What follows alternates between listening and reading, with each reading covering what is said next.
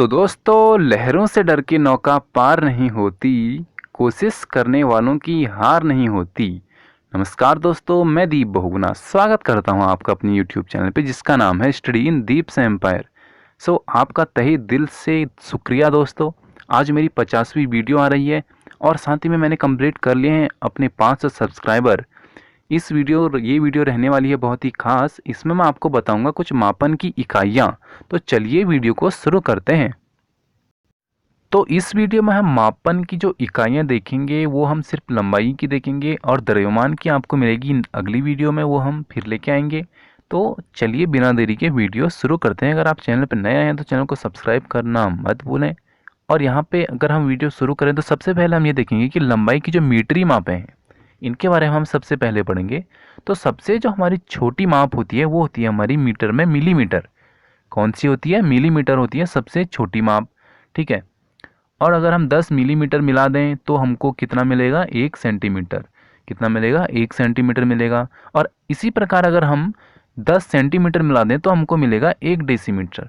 ठीक है। कितना मिलेगा? 10 सेंटीमीटर अगर हम मिला दें तो हमको मिलेगा 1 डेसीमीटर। तो अगर आपको याद होगा कि आपने बचपन में जो स्केल देखी थी वो हमारी एक तो होती थी 15 सेंटीमीटर की और एक होती थी 30 सेंटीमीटर की। तो इसको अगर हम 30 सेंटीमीटर को अगर हम डेसीमीटर में बदलें तो ये हमारा कितना हो गया? 3 डेसीमीटर।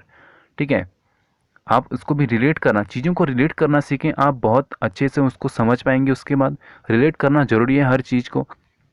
इसी प्रकार अगर हम 10 डेसीमीटर को देखें तो 10 डेसीमीटर बराबर 1 मीटर। ठीक है। 10 डेसीमीटर बराबर कितना हो गया? 1 मीटर हो गया।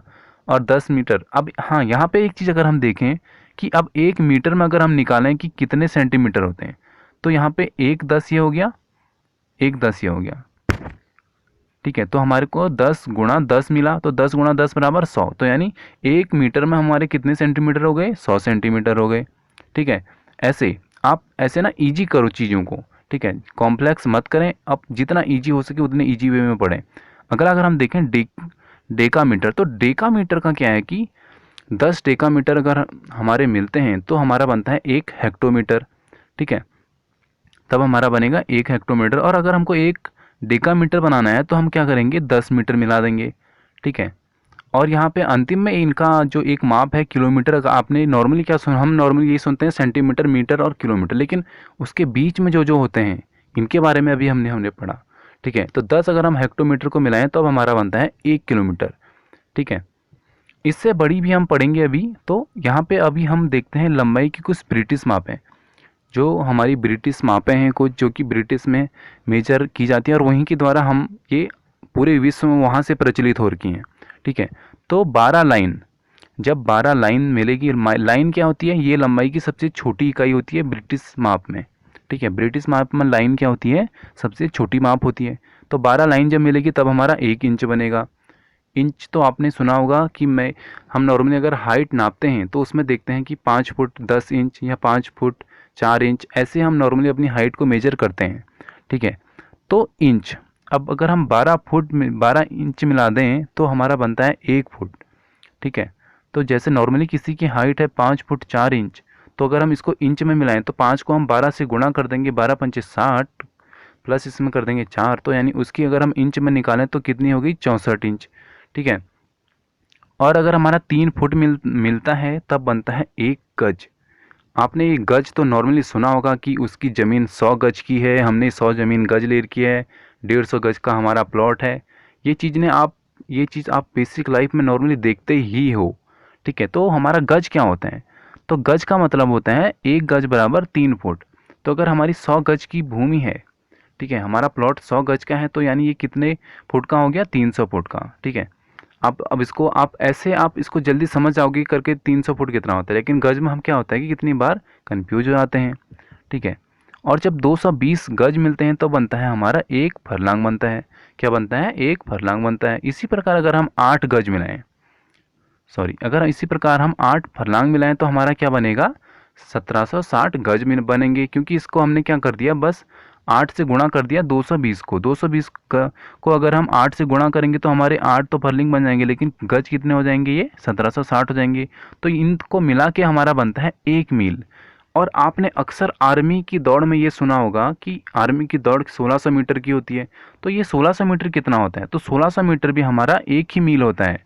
ठीक है, अगर आपको नॉर्मली कोई बोले कि 1 मील की दौड़, तो आप उसमें कंफ्यूज ना हैं, यानी वो किसकी बात कर रहा है? 1600 मीटर की बात कर रहे हैं। और इसके बाद अगर हम देखें 6 फुट, 6 फुट का हमारा होता है 1 फैदम। 6 फुट बराबर होता है 1 फैदम। और 5.5 गज का होता है हमारा एक पोल। क्या होता है? एक पोल होता है 5.5 गज का। ठीक है, और इसी प्रकार अगर हम 4 पोल मिला दें तो हमको मिलेगा एक चेन, और 10 चेन मिला के फिर से वापस हमको क्या मिल जाएगा? एक फरलांग मिल जाएगा। ठीक है, और 3 मील, 3 मील यानी अभी हम कितने किसकी बात कर रहे हैं? 3 मील यानी 16 2 9 32 16 48 100 मीटर की बात कर रहे हैं, यानी 4.8 मीटर किलोमीटर की बात कर रहे हैं। तो अगर हमारा 3 मील मिलेगा तो हमको मिलेगा 1 लीग। क्या मिलेगा? 1 लीग मिलेगा। ठीक है, और इसी प्रकार अगर हम देखें 1.15 मील, ये हमारा मोस्ट इम्पोर्टेंट है। ये आपको नॉर्मली किसी एग्जाम में भी आपसे पूछा जा सकता है कि समुद्री मील जो होता है, समुद्री मील या भौगोलिक मील, इसकी जो मील में अगर हम नॉर्मल नॉर्मल जो हमारा मील है, इसमें अगर हम इसकी लंबाई बताएं तो कितनी होती है? तो एक समुद्री मील हमारा होता है 1.15 मील के बराबर। ठीक है, समुद्र की आपने सुना होगा, हर देश की एक पर्टिकुलर सीमा होती है, वो देश वहीं तक अपनी जो भी, जैसे कि मच्छी पालन है या मच्छियाँ मारनी है, तो वो एक लिमिट में कर सकता है। ठीक है, हम अपना जो भी हमारा औद्योगिक है, हमारा उद्योग है, ये हम सिर्फ एक लिमिट में कर सकते हैं। तो उस जो हम लिमिट है उसको हम किस में मापते हैं? समुद्री मील में मापते हैं। तो यहाँ पे हमने ये सीख लिया कि अब एक समुद्री मील बोला गया है तो वो कितना होगा? 1.15 मील होगा। ठीक है, इसके बाद हम देखते हैं कुछ अन्य इकाइयाँ, जैसे कि इंच। अब अगर हम देखें इंच को सेंटीमीटर में बदलना, ठीक है, तो 1 इंच को अगर हम सेंटीमीटर में बदलें तो ये होगा हमारा 2.54 सेंटीमीटर। ठीक है, इसके बाद 1 मीटर, 1 मीटर में हमारा कितना इंच होता है? 39.37। ठीक है, इसके बाद 1 किलोमीटर, 1 किलोमीटर में हमारा 0.621 मील होता है। ठीक है, अब यहाँ से आप 1600 मीटर का भी निकाल सकते हो कि वो कितना मील हो गया, तो आप देखोगे कि वो एक ही मील हो रहा है हमारा। ठीक है, 3 फुट बराबर होता है 1 गज, और 1760 गज बराबर, ये तो हम पहले पढ़ चुके हैं, 1 मील होता है। तो यहाँ पे करते हैं वीडियो को समाप्त। अगली वीडियो में हम देखेंगे द्रव्यमान की इकाइयाँ। ठीक है, जो हम तोलते हैं उसकी इकाइयाँ देखेंगे। तो यहाँ तक वीडियो देखने के लिए आपका शुक्रिया, और मुझे सपोर्ट करने के लिए आपका तहे दिल से शुक्रिया दोस्तों। जय हिंद, जय भारत।